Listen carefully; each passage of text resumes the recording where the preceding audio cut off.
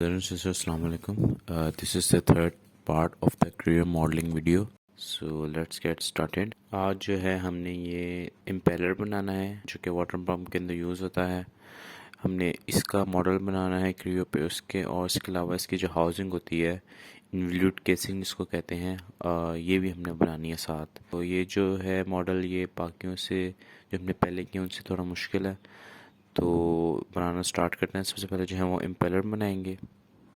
जैसा कि आपको ये एक इम्पेलर की शेप नज़र आ रही होगी, तो इसमें एक 3 ब्लेड्स ऊपर लगे हुए हैं. डिफरेंट टाइप ऑफ ब्लेड्स होते हैं इसमें according to the impeller type. तो हम सबसे पहले जो है इसको ब्लेड के अलावा की जो सरफेस है, इनर सरफेस, ये सबसे पहले मॉडल करेंगे.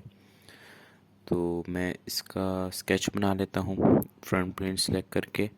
इसमें जो यूनिट्स हैं वो मैं इंचेस ही रखूँगा, वो मैं चेंज नहीं कर रहा. जो इसके ओरिजिनल यूनिट्स हैं उसी के ऊपर मैं ये स्केचिंग कर रहा हूँ.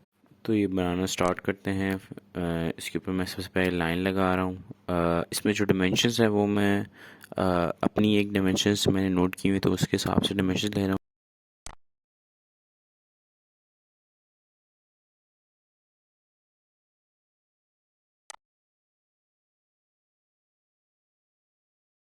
जैसे कि नीचे की लाइन है 76 ले रहा हूँ. फिर इसके अलावा इसको 3.5 ले रहा हूँ. और ऊपर की जो हॉरिजॉन्टल लाइन है वो मैं 8 तक ले रहा हूँ.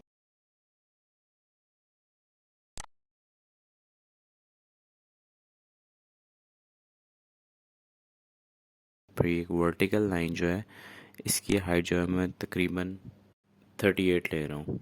तो ये वर्टिकल लाइंस आ गई, वर्टिकल हॉरिजॉन्टल लाइंस आ गई. इसके अलावा फिर अब एक आर्क बनानी है दोनों के दरमियान. तो ये आर्क सेलेक्ट करके जो सिंपल आर्क होती है 3 पॉइंट आर्क वो सेलेक्ट की है, और इसका जो रेडियस लेना है वो तकरीबन लेना है 80 का.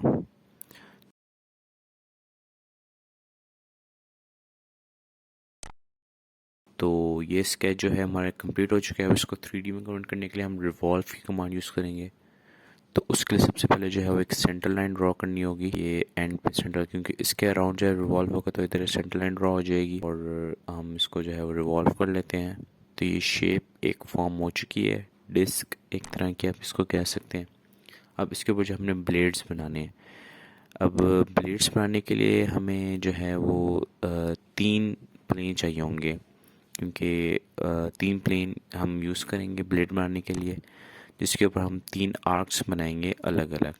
तो सबसे पहले हम प्लेन सेलेक्ट कर लेते हैं. हमने ये एक प्लेन ले लिया, सेंटर से यानी इक्वल डिस्टेंस पे बनाएंगे. तो यानी 78 की लेंथ थी, 76 की लेंथ थी. हम 38 की लेंथ के ऊपर जो है वो 2 प्लेन्स बनाएंगे. तो हमने पहले एक प्लेन बना लिया 38 के लेंथ पे, और इसी को रेफरेंस लेके हम एक और प्लेन ड्रॉ कर लेंगे 38 की एक और लेंथ पे, ताकि टोटल 76 की लेंथ के ऊपर ये प्लेन्स बन जाए. अच्छा, अब ये हमारे तीनों प्लेन्स जो हैं वो फॉर्म हो चुके हैं. अब हम ब्लेड की फॉर्मेशन के लिए इसके ऊपर जो है वो आर्क्स ड्रॉ करेंगे. हम पहला प्लेन ले लेते हैं, इसके ऊपर स्केचिंग करते हैं और एक आर्क बनाएंगे. पहले जो है वो हम रेफरेंस ले लेते हैं, रेफरेंस लाइंस सारी सिलेक्ट कर लेते हैं. जो जो हमने बना चुके हैं ड्राइंग उनकी रेफरेंस ले ली. और सबसे पहले हम एक आर्क ड्रॉ करेंगे ऊपर से, सेंटर से लेके नीचे तक. और इसका जो आर्क का जो एंगल होगा वो वो होगा तकरीबन 25 का. अब हम जो हैं वो दूसरा प्लेन सेलेक्ट करेंगे, जो अगला जो प्लेन बनाया था, और उसके ऊपर भी इसी तरह जो है वो एक आर्क बनाएंगे, मगर वो डिफरेंट रेडियस और डिफरेंट डिस्टेंस पे होगी. इसको फ्रंट पे कर लेते हैं हम. ये फ्रंट पे आ गया. हम सबसे पहले वही रेफरेंसेस ले लेते हैं, और ये जो आर्क हमने पहले से बनाई थी उसका भी रेफरेंस ले लेते हैं.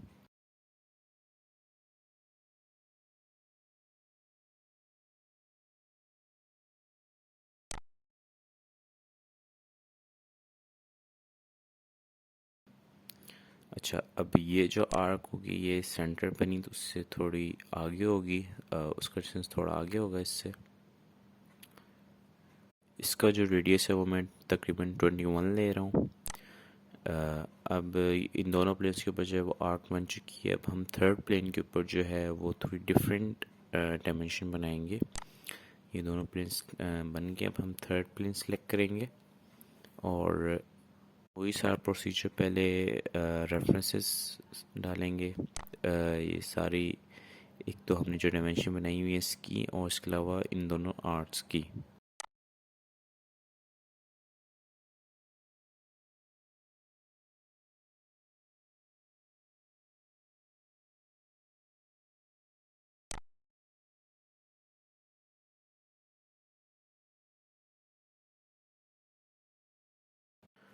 फिर इसके बाद जो है हम स्प्लाइन जो है वो स्प्लाइन कमांड यूज़ करेंगे और बीच में जो है वो इन दोनों आर्ट्स के बीच में हम एक स्प्लाइन बनाएंगे, यानी कि इन दोनों की शेप की सिमिलर की जो है वो शेप बनाएंगे।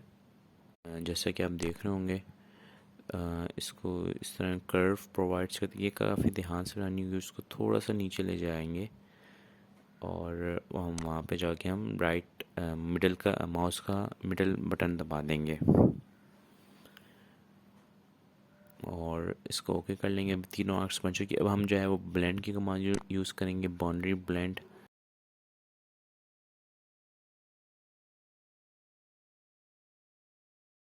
तो ये हमारी एक आर्क यूज़ हो चुकी है। हम कंट्रोल प्रेस करके इसकी पिछली वाली आर्क सेलेक्ट करेंगे और उसी तरह पे कंट्रोल प्रेस करके थर्ड आर्क सेलेक्ट करेंगे, तो ये तीनों शेप्स जो हैं वो सिलेक्ट हो जाएंगी। और फिर ओके प्रेस करके ये एक हमारे पास एक ब्लेड फॉर्म हो चुका है। हमने जो है वो इसको पैटर्न देना है अराउंड द डिस्क। तो हम जो है वो पैटर्न के अंदर डायमेंशन में की जगह एक्सेस करेंगे ताकि वो सेंट्रल एक्सेस के ऊपर जो है वो सारी ब्लेड्स फॉर्म हो जाए। सेंट्रल एक्सेस सेलेक्ट किया और नंबर ऑफ़ मेंबर्स में जो है वो हम इसको 18 के मेंबर्स दे देंगे, सॉरी 16 के मेंबर्स दे देंगे। और ये 16 के सिलेक्ट करके ओके प्रेस करेंगे तो ये आप देखें ये सब पे जो है वो पैटर्न फॉर्म होके सब पे इक्वली डिवाइड हो चुकी हैं 16 के ब्लेड्स। अब इसको थोड़ा हम थिकन कर देते हैं आर्क को और इसकी थिकनेस हम दे देंगे तकरीबन 1.8 की। और इसको भी जो है वो हम पैटर्न कर देंगे सारी आर्क्स पे। अब जैसे देखें पहले से हमने सेलेक्ट की हुई थी तो रेफरेंस उसने उसको ले लिया और उसके ऊपर जो है उसने फिर से सब पे जो है वो थिकनेस प्रोवाइड कर दी है। अच्छा, अब अभी भी हमारा जो है वो इम्पेलर कंप्लीट नहीं हुआ। जैसे आप तस्वीर में देख सकते हैं कि ऊपर जो है वो कुछ कट्स लगे हुए होते हैं, जैसा कि आपको नज़र आ रहा होगा ऊपर से थोड़ी शार्प एजेस हैं। तो हमने अभी वो शार्प एजेस बनाने हैं टॉप पे। तो उसका भी एक सिंपल तरीका है। हम जो है वो इसका ये एक साइड प्लेन सेलेक्ट करेंगे और इसके ऊपर जो है वो स्केचिंग जो है वो स्टार्ट करेंगे।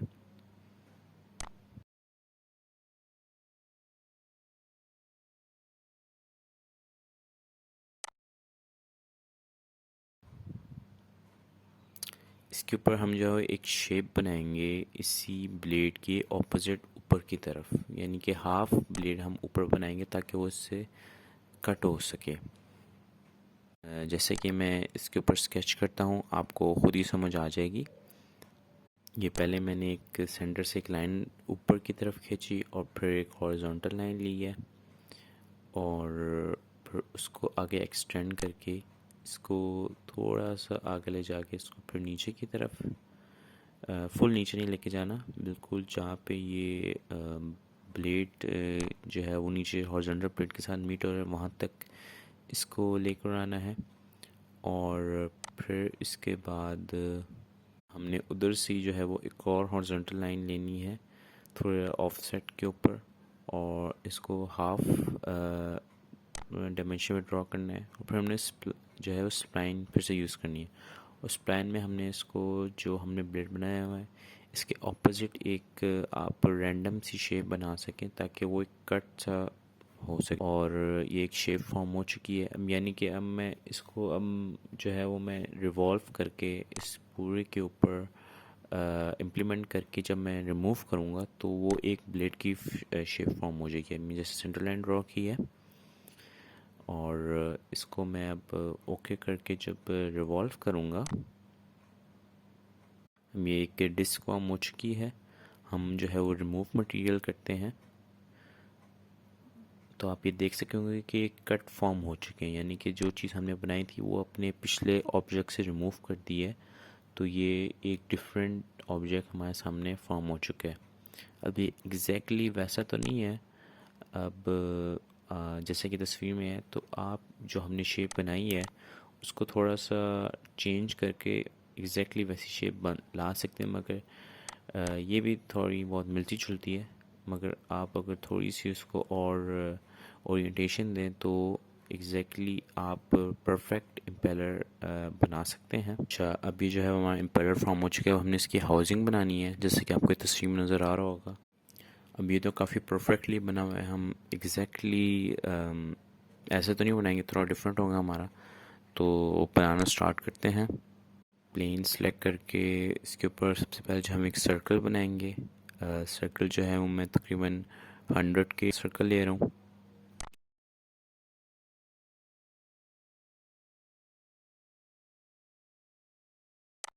और फिर जो है इसको हम एक्सट्रूड कर देंगे।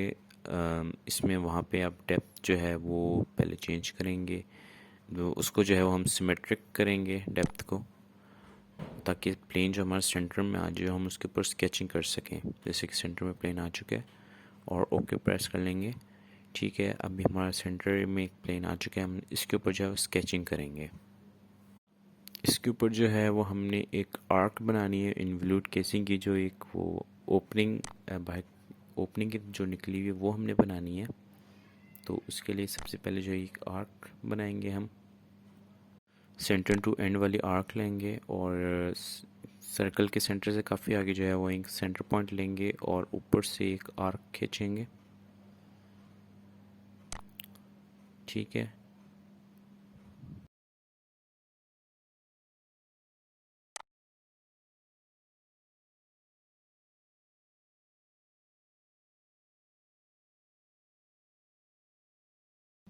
और इसका जो सेंटर पॉइंट है आर्क का, वहाँ से हम एक सेंटर लाइन ड्रॉ कर लेंगे ताकि वहाँ तक आर्क मीट हो जाए।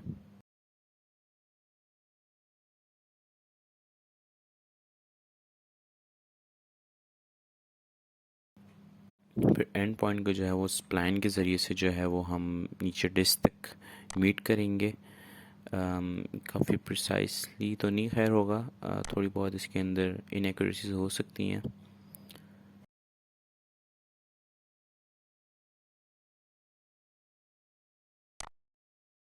और इसको यहाँ पे ला के मैं जोड़ देता हूँ। अब आगे रिमेनिंग का हिस्सा जो है वो एक उसके लिए आगे एक लाइन ड्रॉ कर रहा हूँ मैं। अभी डायमेंशंस भी देने हैं इन सब चीज़ों को।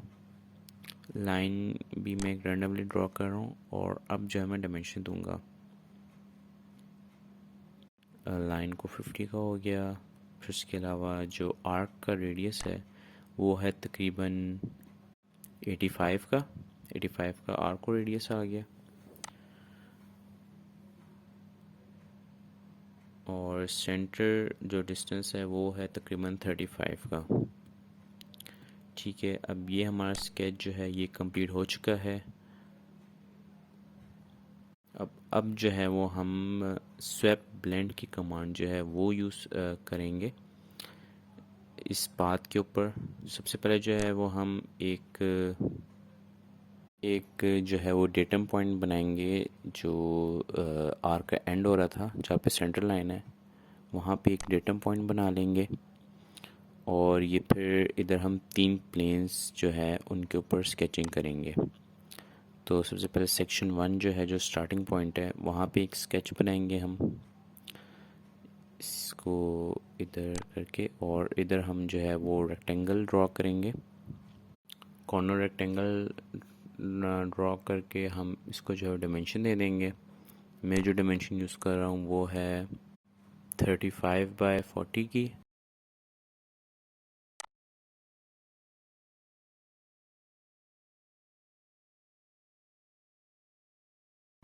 ये एक रेक्टेंगल ड्रॉ हो गया। अब हम जो इसका जो सेकंड सेक्शन है जहाँ पे हमने डेटम पॉइंट बनाया था वहाँ पे एक रेक्टेंगल ड्रॉ करेंगे, उधर स्केचिंग स्टार्ट करेंगे। अच्छा, इधर जो है वो हमने सेंटर रेक्टेंगल ड्रॉ करना है। ये थोड़ा ट्रिकी पॉइंट है। जैसे आप ये पॉइंट देख रहे होंगे, एक पॉइंट बना हुआ होगा, इस पॉइंट को हमने जो वो एंड पे ही रखना है, यानी कि जो एंड कॉर्नर पे होना चाहिए, वो कॉर्नर लेफ़्ट साइड के ऊपर। वरना ये आपका ये काफ़ी डिफरेंट सा बन जाएगा, अजीब अजीब गरीब बन जाएगा। इसकी भी डायमेंशन दे दें 45/50 की और ओके प्रेस करें।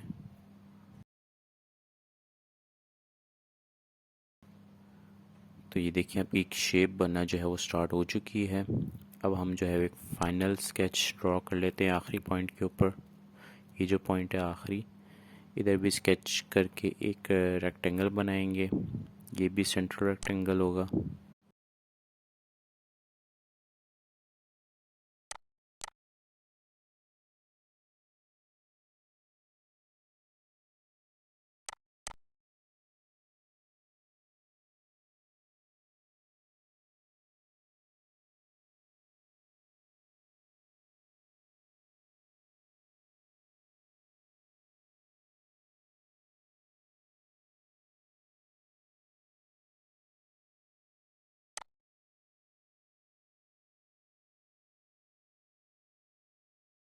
अभी जैसे देखें मेरा ये थोड़ा गलत सा हो गया क्योंकि मैंने ऊपर की तरफ नहीं किया था कॉर्नर पॉइंट हो, ये मेरा नीचे की तरफ है। तो इसको मैं फिर से सही करके बनाता हूँ, तो आपको मिस्टेक जो है समझ आ गई होगी।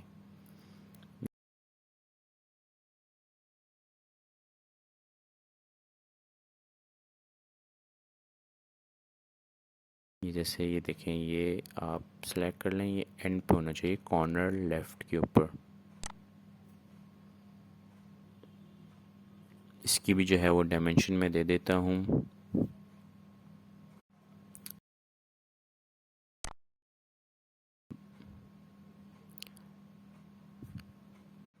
65/72 की ये डायमेंशन आ गई और ओके प्रेस करेंगे। अब देखें आपका परफेक्ट इनवॉल्यूट हाउसिंग जो है वो तकरीबन बन चुकी है। इसको हम ओके प्रेस करेंगे। अब जो है ये हमने इसकी ओपनिंग बनानी है, तो ओपनिंग के लिए जो है वो हम शेल की जो है वो कमांड यूज़ करेंगे। और ये देखिए ओपनिंग बन चुकी है। इसको हम थिकनेस दे देते हैं 1.8 की।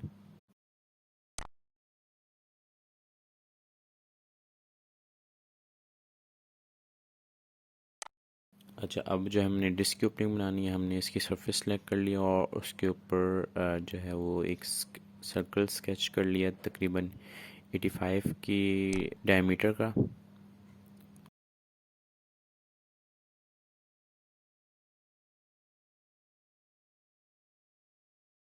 और इसको जो है वो एक्सट्रूड कर लूँगा मैं नीचे की तरफ रिमूव मटेरियल से। देखिए वो आपको ओपनिंग में नज़र आ रही होगी। ये तकरीबन मैं नीचे ले जाऊँगा 45 तक। यहाँ मैं 45 लिख भी लेता हूँ, ठीक है। और ओके प्रेस कर लेंगे। अब जो है वो हमारा तकरीबन सारा ये बन चुका है, हाउसिंग इसकी बन चुकी है। अब ये एग्जैक्टली उसी डायमेंशन के मुताबिक नहीं बनी जिस डायमेंशन के ऊपर जो है वो मैंने इम्पेलर बनाया था। ये डिफरेंट डायमेंशन पे बनी हुई है, वो इम्पेलर हम इसके अंदर इंसर्ट नहीं कर सकते। तो आज की वीडियो में बस इतना ही था। आई होप कि आपको ये मॉडलिंग जो है वो समझ आ गई होगी, तो आप ज़रूर इसकी प्रैक्टिस करिएगा। So that's it for today. Thank you so much. खुदा हाफिज़।